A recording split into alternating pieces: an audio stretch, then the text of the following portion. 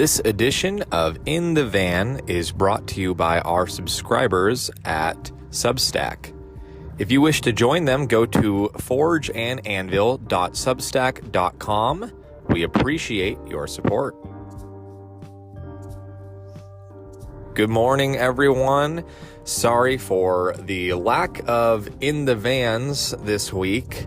I had some sickness plague my household, so we were not able to have our regular schedule, and that meant no In the Van sections. But I am glad to be back in the van with you today and going to give you a bit of an update. Our Monday night live stream did go as scheduled, so if you're one of the people that only consume In the Van, feel free to check out a Monday night live stream sometime, or of course we do post the full episode recordings either shortly thereafter or the very next day on all podcast platforms. Usually those episodes are a bit longer, but we talk about big worldview questions as opposed to these In the Van segments where we cover news briefly for you. But either way, feel free to check out both because that did proceed as normal.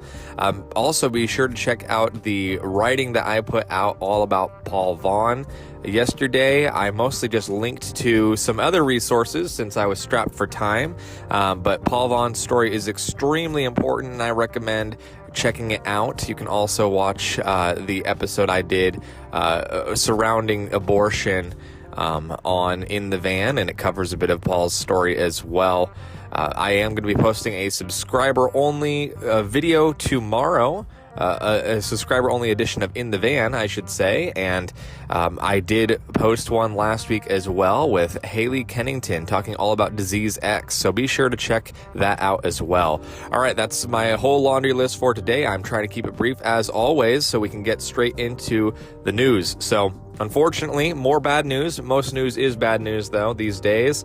But it's important that you face the bad news regardless of how it makes you feel, because we need to be informed so that we can be aware of what's going on, so we can be praying and we can be active to push back on the spiritual warfare going on in our country. So this is actually a story about a couple parents from the state of Indiana who have had their child removed from them by child services for not affirming their child's gender identity. So this story is actually a little bit old. It's from October of 2022, but I'm going to read you this story because it's good to have the full details, and then I'm going to actually give you the update that came out just this last week so that you guys are in the know with everything going on. This is a story that I actually missed when it first came out, so I'm glad to go back and get context for myself as well. This is from the Post-Millennial. The Court of Appeals in Indiana on Friday upheld a trial court's decision to remove from a family's home their child because the parents did not acknowledge their child's transgender identity, and the child began suffering from anorexia. The court determined that the refusal to go along with the child's gender identity constituted abuse. Parents MC and JC filed an appeal against an initial/detention order, claiming that the dispositional order, as well as the trial court's prior order, are erroneous and violate their constitutional rights to care, custody, and control of their child, as well as their right to exercise their religion, as well as their freedom of speech. The court ruled that the parents' appeal was moot and declined to address it. So keep in mind, people, this is the state of Indiana. Indiana, I was actually listening to a commentator talk about this. Indiana has not voted Democrat more than 5 times in the last 100 years. There's been only 4 times the state has gone blue in a presidential election in the state of Indiana. So the reason why I'm covering this story, because there's these crazy stories happening all the time in California, but we're used to that from California. But this is a red state. And just recently, there was another incident just like this happening in Montana, of all places. And Montana, similarly, it's a Republican majority state. And so the reason why I point this out is because this can happen in any red state. Red states do not act like California. California, regardless of who is in the White House, stays extremely blue and pushes the most left-wing agenda possible because they are a one-party rule state. Yet states like Indiana and Montana, apparently, who are also a one-party rule state that are heavily Republican and supposed to be very conservative in nature, are now taking children from their parents for not affirming their transgender identity. So this just should be setting off major alarm bells for you, because regardless of what state you are in, you are not safe from potentially having your children removed if you do not affirm their new identity as a transgender individual. So you need to be looking into your state's laws on parents' rights and the child services. This is something that I'm going to start looking into much more as a result of this story, but I can't do these things alone. Feel free to send me an email. You can send it to questionforge@proton.me. Again, that's questionforge@proton.me. If you have any information that you think would be helpful for me to share with the audience, but we all need to do our part to understand the rules and laws of our individual states so that we don't see more of this occur in states like Tennessee, Florida, Texas, Idaho, Wyoming, and other red states. Because unfortunately, like I said, red states do not act like California does as a blue state in reverse. You know, we should be the conservative beacons in these states, but we do not act like that. Let's go ahead and read on. The decision recalls that on May 11th, 2021, the Indiana Department of Child Service, DCS, received a report alleging that mother was verbally and emotionally abusing this then 16-year-old child by using rude and demeaning language toward child regarding child's transgender identity. And as a result, child had thoughts of self-harm. So there we go. The DCS says that not affirming the identity is causing the child to have thoughts of self-harm. Now, they're, of course, going to be ignoring any potential mental health side effects, but that's just how these things roll with transgender ideology. DCS received another report 10 days later alleging the parents were verbally and emotionally abusing child because they do not accept child's transgender identity.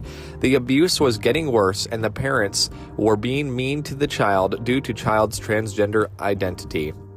A family case manager investigated the matter, meeting with the parents, child, and siblings, and speaking with a representative from the child's residential school. A preliminary report from the FCM, that's the family case manager, revealed that both the mother and child said that the child had been suffering from an eating disorder during the following year, and that the child had yet to be evaluated by a medical professional. The report also stated that the parents had withdrawn the child from school and had not indicated that they were going to re-enroll in a new school. The child had been in therapy, but the parents had discontinued it, and the child did not feel mentally and or emotionally safe in the home. So there's a couple of other red flags for you. Obviously, it sounds like this student was a product of the public school system. Public schooling is, to use a Dennis Prager quote, he's referring to college, but I believe this applies to all public school in general. It's playing Russian roulette with your child's value. Especially as Christians, we so often think that our child is going to be salt and light in the public school. But the reality is, we are in spiritual warfare every day. That's why we get passages such as the full armor of God. You're telling us to put on our armor because we are in a war. And it is foolish of us to think that our children are ready for full-blown battle. We should keep our children in the home. We should homeschool. We should raise them in fear and admonition of the Lord. So that when they're older and actually ready to have their worldviews challenged, then they can go and be salt and light. Right now, we want to send them off to battle before they're old enough to even carry a shield. So I just think that that's a really important note to make here, as well as they discontinued the child's therapy. That's another thing. Accreditation requires therapists, in order to keep their license, to only counsel in the ways the state approves. And if you're not really actively engaged, the state might have some crazy left-leaning ideologies that they require you to espouse as a counselor. I know this for a fact. I actually have several counseling friends. In fact, early on, a friend of the show, Matt Hall, he was actually on a very, very, very early episode of Forge and Anvil, and I actually asked him about that, and he mentioned that he intentionally is not a licensed counselor because he wants to counsel from a biblical perspective, and in order to seek licensure, he would have to do things by the state's rules, and that sometimes prevents him from truly counseling from a biblical worldview. So keep that in mind as well when you think of counseling. Sometimes counselors are required, similar to teachers, to walk the line and to espouse the approved views. So we'll go ahead and read on a little bit. By the way, this article is long from the Post-Millennial, and I am reading excerpts because the whole thing is very, very detailed. I'll try to post it in the show notes if I can remember to do that. The appeals court cited the trial court in their ruling, stating the ultimate goal is for family reunification. The reality is this is an extreme example of a child having a certain lifestyle that the parents don't agree with. That has been going on for all time. There have always been issues where children do things that the parents don't agree with, be it religiously or morally or whatever. That happens, and that is not a reason to remove a child from the home. But when it is, as in this case, there is a clear nexus between that issue and the medical and physiological issues that the child is having. That is when we get issues that we have here today, that the state is now involved in because of those issues. The child is a ward of DCS, and those decisions are going to have to be made through the court. So I certainly understand the objections and the parents' views, and I am not discounting the parents' views at all, the court document continued. I am not taking any issue with the child's views or the parents' views. They are very differing views, and that happens in life. But to the extent that we now have these medical issues that, again, there is a nexus between the discord about the lifestyle and the medical issues, that has to get resolved. And this is going to take some therapy, and that is going to take some cooperation from all involved, the document added. So again, this is them saying in the court documents that basically the child's eating disorder is caused by the parents not labeling them by their transgender identity. This is a slippery slope, folks, because anything can be blamed on the fact that you're not caving to your child's new transgender identity. So this is a really dangerous precedent. We need to make sure that this ends here. So I'm going to give you the update now, so that you can be aware of what's happening in I guess this would have been last month. This update came through, all about what's happened to this family since then. They are now actually petitioning the Supreme Court to pick up this case. So they submitted an appeal, and I'm going to go ahead and read, or a petition, and I'm going to go ahead and read that to you now. The petition, filed by IFI's General Counsel Josh Hirschberger, argues for protecting parental rights, free speech, and the free exercise of religion. The Coxes assert in the petition, quote, "No other fit parent should lose custody of their child or face a government muzzle on their deeply held religious beliefs and best judgment. MC and JC have exhausted every other remedy and are gravely concerned that the state of Indiana will come for their other children. This court's intervention is needed," end quote. So let's be praying for parents MC and JC, and pray that the Supreme Court takes this up. I think with the current makeup of the court, it would set a precedent that would prevent the state from doing this in the future, which should, in theory, prevent it nationwide from occurring. But the Supreme Court has disappointed us multiple times by not taking up some of these important cases. And it doesn't matter how much public pressure there is, the court is usually not swayed by that. So we need to pray that whichever member of the Supreme Court has the ability to look at this case and decide whether or not to take it up, we need to pray that Supreme Court justice says, yes, this is an important case. Let's take this to the Supreme Court. And we have to pray then that they rule favorably against taking children from the home, because this is a horrible, horrible, horrible nightmare of a situation. And, just like the situation with Paul Vaughn, there are a few situations right now that are really going to set a precedent for the future of the entire country. This is one of those cases. So be praying like mad for this situation, for MC and JC and their child that was taken away due to transgender ideology. And share this story with your friends, because there are so many Christians who want to affirm pronouns and want to do things that are considered nice by the world in order to not hurt their witness. Well, at the end of the day, the state is coming for your children if you are not careful. And this is not loving to affirm someone's delusion. Speaking the truth is love, even if that truth is sometimes hard for them to hear.